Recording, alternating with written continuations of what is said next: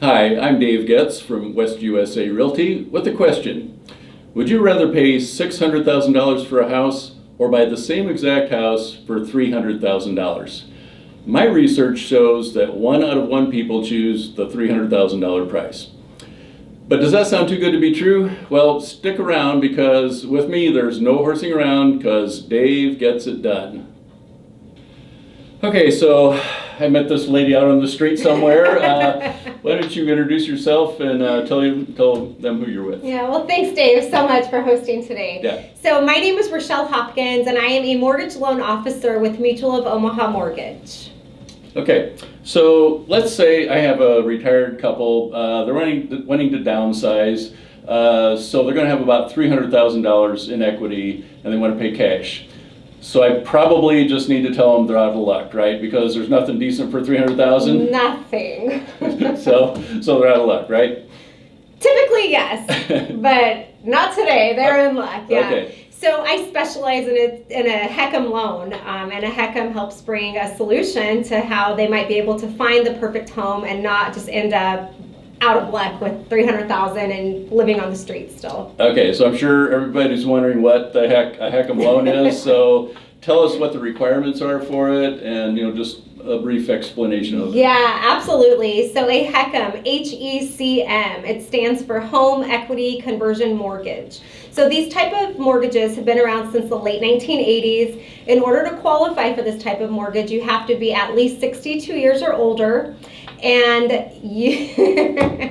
you're never required to make a mortgage payment on these type of loans. Now, the ability to use the HECM for purchase rolled out in 2009. So what this allows are these buyers who are 62 years and older to buy their dream retirement home with about 50% down and no monthly mortgage payment. Okay.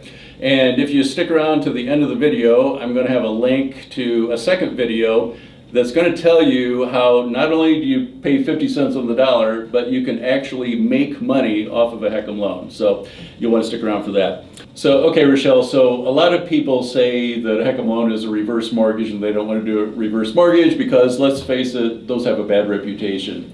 Where did that bad reputation come from? They do, Dave. So first off, as a reminder, I've spent years in this business since 2004, and I remember people before they really started to understand, about a HECM, thinking I was like such a bad person. I was like, no, I'm not bad. So I can vouch for it. She's not horrible. She's not great, but no, she's great. Definitely not out there, having bad loans, spreading those around. So just some quick background on these type of loans. So reverse mortgages have been around since the 60s. And when they first came out, you had private banks that, were not regulated. Say, sure, Dave or whoever the client is will do a reverse mortgage for you. But what would happen is the bank would go on title with the homeowner. Mm-hmm. So when the homeowner passed away, the home went to the bank. A lot of people still think that that's what happens today, and it's not the case. So when FHA got involved in the late 1980s under President Reagan, they formalized this loan, calling it the Home Equity Conversion Mortgage. Most people know it by the slang reverse mortgage today. But when FHA introduced the HECM, it allowed them to borrow against their equity, still without having a monthly mortgage payment, but the homeowner is the only one on title, and the bank is just a first position lien, just like any mortgage. Mm-hmm. Yeah, so it sounds like the biggest difference is it really wasn't regulated very well, but now that the FHA has stepped in, now you've got regulations just like with any other type of loan, right? Just like any other type of loan, with, again, the two big differences: age qualifying and never required to make a monthly mortgage payment. It still is just a mortgage, though, outside of that. Yeah, okay. So, Rochelle, what if one spouse is 62 and the other one is not as mature? Got it. So I love that word, Dave. So anyhow, only one of you need to be 62 years or older. The other one can be as young as 18, although I haven't had that case before yet. But their borrowing power is going to be based on the younger home buyer. So if we have somebody under 62, their down payment might go a little bit higher than 50%, depending on how old they are. But we can absolutely still help them if only one of them are 62 years or older. Okay. And I have a lot of people tell me that they don't want to do this kind of loan because they don't want to stick their heirs with the debt of paying off the loan eventually. So what would you say to that? Well, they have to pick their battle here. So when they do a HECM, one thing to keep in mind is, again, they're never required to make a monthly mortgage payment. So like a traditional mortgage that they would make, a portion of that payment goes towards interest and a portion goes towards principal. Well, again, in this case, you're not making a payment. So that interest that you would traditionally pay just gets added to the loan balance. So the home ultimately pays back that interest when they're no longer in the home. Now, a lot of my clients, their concern is, well, gosh, Rochelle, I don't know how long I'm gonna live, what are property values gonna do, and what if I end up upside down at the end of this loan? This is the great thing about the HECM loan, is it's a non-recourse loan. You can never go upside down. You can't pass debt onto the heirs, nor can we go after any other assets. The home is the only thing that can stand for the debts. Okay, so it is kind of market proof as far as if the market goes down, they can never foreclose on either the borrower or their heirs, correct? Yes, and that's the beautiful thing as well with this program is, imagine a cash buyer in today's market. Let's just go back to the example of a $575,000 home. Let's just say that they have the ability to go pay cash. And let's say that home maybe depreciates. All of a sudden their cash that they bought that home with, it kind of just goes out the window. So the HECM is a strategy on how they can protect themselves against a possible housing bubble. Again, they're only putting 50% of their cash down rather than 100% risking if the market does take a breath. Okay, so, and by the way, I don't know if we mentioned this, but this is an FHA-backed loan. This is not something that Rochelle and I put together, and we pooled our finances and not that rich either. So how does the FHA do this? What's the catch? There's got to be a catch. Everybody says, Rochelle, this is too good to be true. What's the catch? Well, as I just mentioned, you're never required to make a mortgage payment. So that interest that you would traditionally pay gets added to the loan balance, where it is eventually paid back at the end of the loan.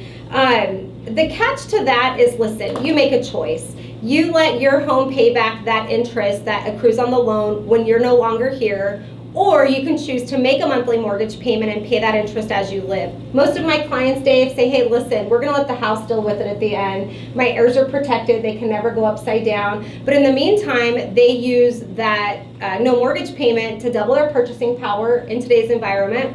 A lot of people forget though, when they buy a home with a regular, like say 30-year mortgage, by the time that 30-year mortgage is paid off, they've paid double for that home because of interest. Mm-hmm. So this is kind of reverse here. That interest that they would traditionally pay just gets added to the loan balance. So over time, the interest is being absorbed from the equity in their home. But again, some people, if you're like my mom, she says, heck, if I have the ability to get into my dream retirement home today without having to make a mortgage payment, I want that. So for her, there's no catch. Now, there are closing costs involved, and one of those is FHA insurance, and it is more expensive than a conventional loan, and typically people say, oh my gosh, that's much more expensive.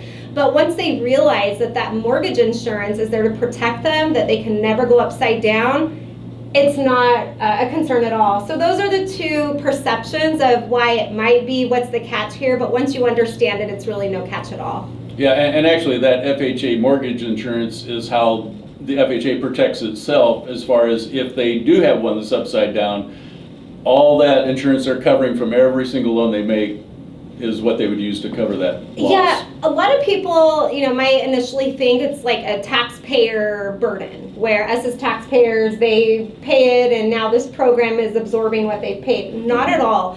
Every single person that participates in a HECM pays this upfront mortgage insurance. So just like your homeowner's insurance or your car insurance, everybody pays that premium, but for those that actually have claims, that's where that money is eventually used and dispersed. Yes, okay. All right, so let's take a specific example. So we're gonna say the youngest spouse is 65, and we're gonna say the purchase price is $575,000. What would the minimum down payment be for a 65-year-old? The minimum down payment would be about $285,000. So going back to your client who only has $300,000 cash, they can now go get into a $575,000 home with $285,000 and still have $15,000 in the pocket. Okay, all right. Now there would be some extra closing costs though, so they'd have to cover that. So, right, so if you're using your equity, you gotta figure enough for the down payment plus the closing costs? Typically, yes. When I give the percentage or the 285, I'm actually including the closing cost in that. Okay. And so that's one thing that I do with my clients is I say, okay, here's your overall down payment, which includes closing cost.